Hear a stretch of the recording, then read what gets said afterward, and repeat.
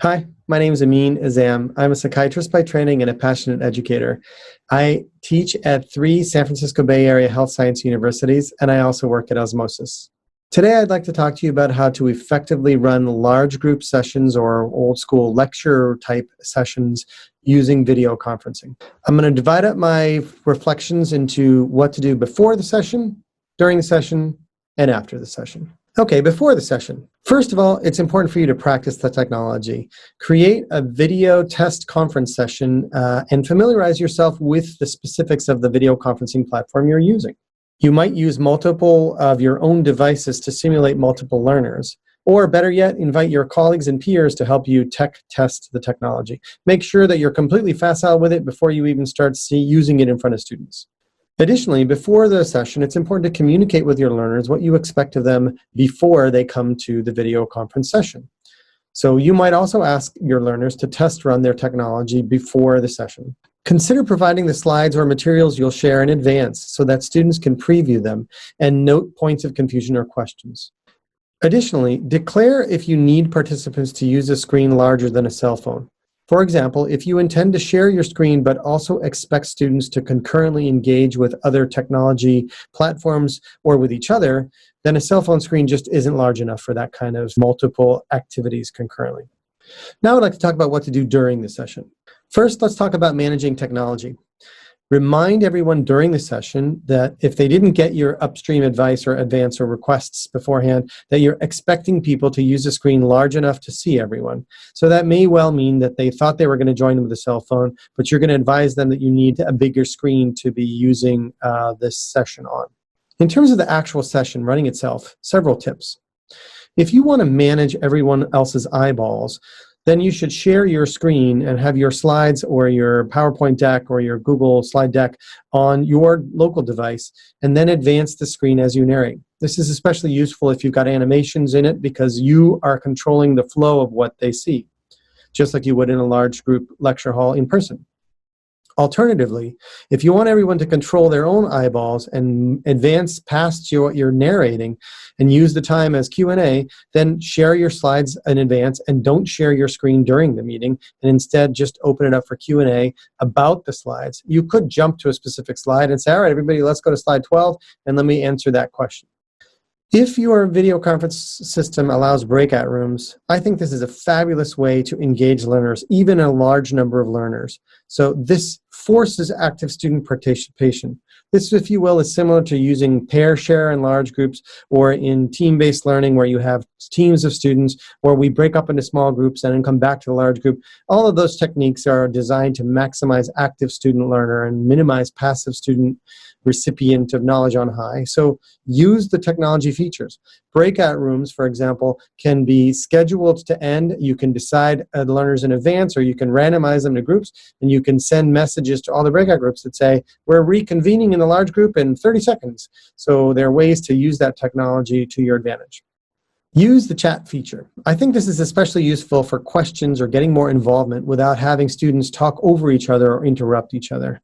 Remind students that they can use the chat to everyone or to individuals. And remember that when you're sharing your screen, some video conference systems do not allow you to see the concurrent chat occurring. So declare that to the learners in advance of sharing your screen so they realize you won't be seeing their chats. Alternatively, you might want to use the chat feature explicitly to see students' reactions or to clarify points of misunderstanding. So, for example, you can post a question in the chat so that you can see all the responses coming in and understand how many students are getting your question right or wrong, or the variation across students' responses. Next, I'd like to talk about ways to ensure student engagement. So, I think this goes without saying, but cameras on to be fully present. That means you ask the students to turn on their cameras. After all, you're turning on your camera, so you should invite them to only turn off their cameras if the bandwidth is an issue, but let them declare that in the chat feature so they're explicitly saying why they're off camera. We have Osmosis team meetings of over 50 people every week, and everyone's on camera. We are owning that we're all working from home, but we're all present fully by having our cameras on. Have students randomly check in by having the presenter say, Type yes if you can in the chat if you can hear this, or pose playful questions to the chat feature so students are engaged in using that as a way to not have to unmute and talk, but are actually still engaged in the process. Consider renaming audio-only participants' phone numbers with their own names so that the video participants know who's present. And students should be able to rename themselves. They'll figure this out. But if you want, you could ask them to have a framework. So everybody, I want you to rename yourself and put in parentheses what level of learner you are, or put in parentheses where you're working right now, or some other sort of tool. Put in parentheses if you did the pre-work. Put in parentheses if you, what your favorite color is. It doesn't matter. The point is by renaming, you're engaging even a large group of learners with some kind of a shared existence in the video conference. Consider asking a student volunteer to scribe either in the chat feature or some other shared document. If your students have some sort of a note-taking, sharing system, this is the same concept. You're just doing it in the video conference or via some sort of Google Doc or some other mechanism where somebody's taking notes. So you have that log or repository of the meeting after the fact. In fact, you can record the whole meeting and then you've once and done given your lecture, and now you never need to give it again unless things change, and you've got the recording for subsequent cohorts of students to watch. Additionally, consider having someone be responsible for monitoring the chat for good questions that come up, so you as the content expert don't have to split your focus between what you're sharing and what's going on in the chat feed. So if you will, that's like a chat moderator that can then pose the best questions to you, or to triage, or to prioritize which questions you need to spend time answering in real time because those are the most prevalent. Next, I'd like to talk about managing multitasking. Look, we all try to multitask, but the science of learning will tell us all that, in fact, we learn less when we multitask and we retain it in shorter durations when we multitask. So share that learning with your students. Own and admit that we're humans and we can't multitask. Our brains are just not hardwired if we want to learn and retain something. So I invite you to ask everybody to explicitly single task for a change or just for the time that you're in this session. You can frame it around respect to you as an educator or respect to their peers, but I think ultimately framing it around you want them to maximize their learning and efficiency in their time, so you're inviting them to see just how much they can actually retain of this session by single tasking for a change. And you can also say, I'm single tasking too, so I ask you to do the same as a sign of mutual respect for educators and learners. And then standard practice to remind everybody to mute themselves when they're not talking, so that way there's no background distractions or noise. Okay, last I'd like to talk about what to do after the session. Look, we're all educators. We grow and learn professionally, even no matter how many years of being an educator you have. So let's embrace continuous professional growth as educators by reflecting on your own performance. There's lots of different frameworks you can use. The plus delta framework. What are things that I need to, that I did well, and what are things that I can improve? A different framework is the stop, start, keep framework. What are things I need to stop? What are things I need to start? And what are things I need to make sure I keep?